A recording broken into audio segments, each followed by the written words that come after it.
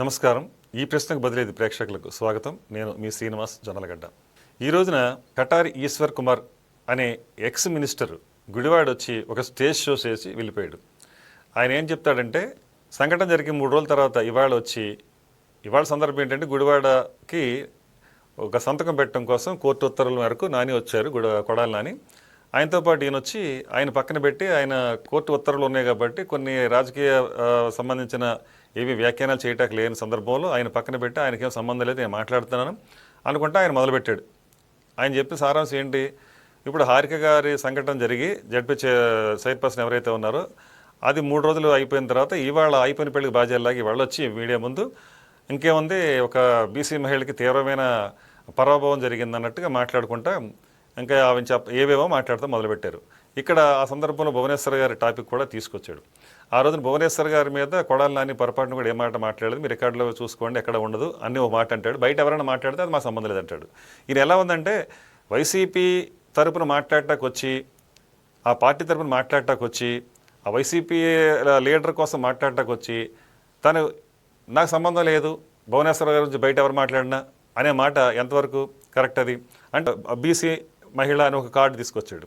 BC అనేది కానీ, SC అనేది కానీ, ఓసీ అనేది కానీ అదేమీ రాజ్యాంగబద్ధంగా చదువుల విషయంలో కానీ, ఉద్యోగాల విషయంలో కానీ, ఇతరత్ర ఏ విషయంలో అయినా సరే వెనకబాటుతనాన్ని ఉన్న కారణంగా ఇచ్చిన రిజర్వేషన్స్ అయ్యి, అంతేగాని ఏదో ఒక రఫర్ఫా నరగటానికో లేకపోతే ఎదుటి వ్యక్తుల మీద దాడి చేయడానికో రాజ్యాంగం ఇచ్చిన హక్కులేమి ఉండవు. అందులో రాజ్యాంగం అలాంటి హక్కులేమి ఇవ్వు. దాడి చేయించబడినప్పుడు ఇలాంటి మీకు గుర్తురాదు. ఇక్కడ బీసీ అని ఒక కార్డు వాడుతున్నారు, అది రాజకీయం కోసం అనేది అందరికీ తెలుస్తున్న విషయమే. ఇంకొక విషయం ఏంటంటే, భువనేశ్వర్ గారి గురించి మాట్లాడితే ఎవరో ఎక్కడో మాట్లాడారు కాదు, మాట్లాడింది అసెంబ్లీలో జగన్మోహన్ రెడ్డి గారి ముందు అంతమంది సమక్షంలో అనరాని నీచమైన పదజాలాన్ని ఎమ్మెల్యేలు అందరూ వాడుతున్నప్పుడు జగన్మోహన్ రెడ్డి స్వయంగా దాన్ని నవ్వుకుంటా ముసిముసిగా కూర్చున్నాడు. ఎవరు ఖండించలేదు. స్వయాన స్పీకర్ ఎవరైతే తమ్మినేని సీతారాం ఉన్నాడో ఆయన కూడా ఖండించలేదు. ఇష్టానుసారంగా పేటరేగిపోయారు. అది కౌరవ సభను తలపించేలా చేశారు.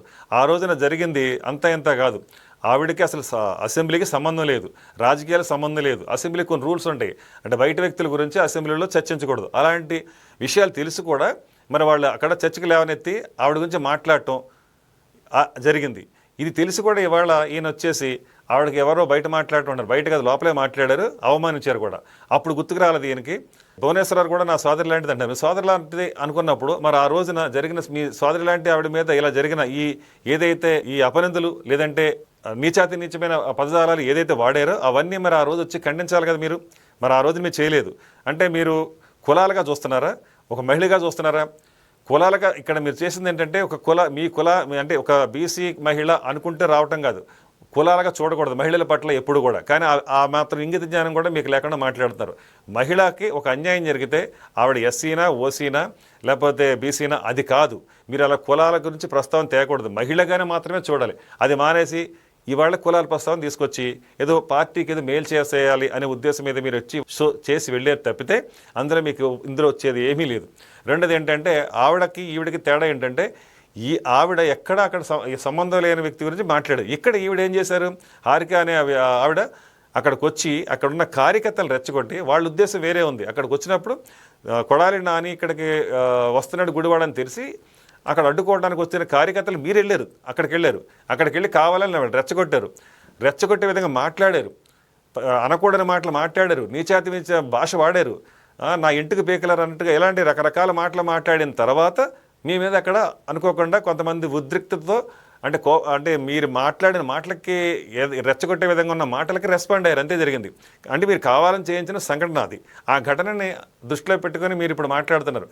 కానీ అదే అంటున్నాను, మీరు ఆ విధంగా అక్కడ ప్రవర్తించి ఉండకపోతే మీకు ఆ పరాభవం అక్కడ జరిగి ఉండేది కాదు. మీరే మాట్లాడి మళ్ళీ మీరే దాన్ని క్లెయిమ్ చేసుకోవటం. కాబట్టి ఇక్కడ ఇలాంటి రాజకీయ లబ్ధి పొందాలని ఈ దురుద్దేశం ఏదైతే ఉందో ఇది ఒక రాజకీయ వైసీపీ ఎత్తుగడ. ఇంతకుముందు గతంలో చేసింది, ఇప్పుడు చేస్తూనే ఉంటుంది. ఈ పద్ధతిలోనే రాజకీయాలు చేయడం తప్పితే మరో పద్ధతి వైసీపీ ఎప్పుడు అవలంబించిన దాఖలాలు లేవు. కాబట్టి ఇప్పుడు ఎవరైతే కటారి ఈశ్వర్ కుమార్ గారు ఉన్నారో ఇక్కడ వైసీపీ స్టాండ్ వినిపించడానికి వచ్చారా, లేకపోతే అక్కడ కొడాలి నాని అనే వ్యక్తికి గుడివాడలో అసలు పూర్తి వ్యతిరేకత ఉంది, కాబట్టి అది లేదు అని ఎస్టాబ్లిష్ చేయడం కోసం మీరు అతని తరపున మాట్లాడటానికి వచ్చి లేదు కొడాలి నాని అనే వ్యక్తికి ఇక్కడ ఏదో ఉంది, మీరు అనుకున్నట్టు ఇక్కడ వ్యతిరేకత లేదు అని చెప్పాలని ప్రయత్నం చేశారా అన్నట్టుగానే ఉంది తప్పితే అక్కడికి వచ్చి మీరు ప్రెస్ మీట్ పెట్టిన దాంట్లో ఎక్కడా కూడా మీరు ఆవిడ కోసం మాట్లాడుతున్నట్టుగా అనిపించింది లేదు. ఎందుకంటే మీరు ఆవిడ కోసం మాట్లాడాలంటే 3 రోజుల క్రితం వచ్చి ఉండాల్సింది, మాట్లాడి ఉండాల్సింది, జరిగిన సంఘటన ఆ రోజే ఖండించాల్సింది, పత్రికా ముఖంగానైనా వీడియో ముఖంగానైనా. అలాంటిది ఏం జరగకుండా ఈరోజు తీరిగ్గా వచ్చి మీరు కొడాలి నాని కోసం వచ్చారా, లేదంటే మీరు అనుకునే బీసీ మహిళ ఎవరైతే మా బీసీ అని మాట్లాడుతున్నారో ఆవిడకి జరిగిన అన్యాయం మీద మాట్లాడతాకు వచ్చారంటే మీరు కొడాలి నాని గురించి మాట్లాడతాకు వచ్చినట్టు ఉంది తప్పితే ఆవిడ కోసం మాట్లాడుతున్నట్టయితే మీరు ఆ ప్రెస్ మీట్లో మాకు ఎక్కడ ఎవరికీ అనిపించట్లేదు. కాబట్టి ఇకనైనా ఇలాంటి దిగజారుడు రాజకీయాల్ని పక్కన పెట్టి మీరు చాలా కాలం తర్వాత మళ్ళీ రాజకీయాల్లోకి వచ్చి కనిపిస్తున్నారు. మళ్ళీ రాజకీయ తెర మీదకి రాజకీయాల గురించి మాట్లాడటానికి చాలా రోజుల తర్వాత అజ్ఞాతం నుంచి బయటకు వచ్చి ఈరోజు ఈ మాటలు మాట్లాడటానికి వచ్చినట్టుంది.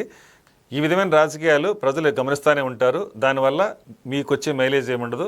కాబట్టి ఈ రాజకీయాలకి మీరు స్టాప్ చేయడం మంచిది.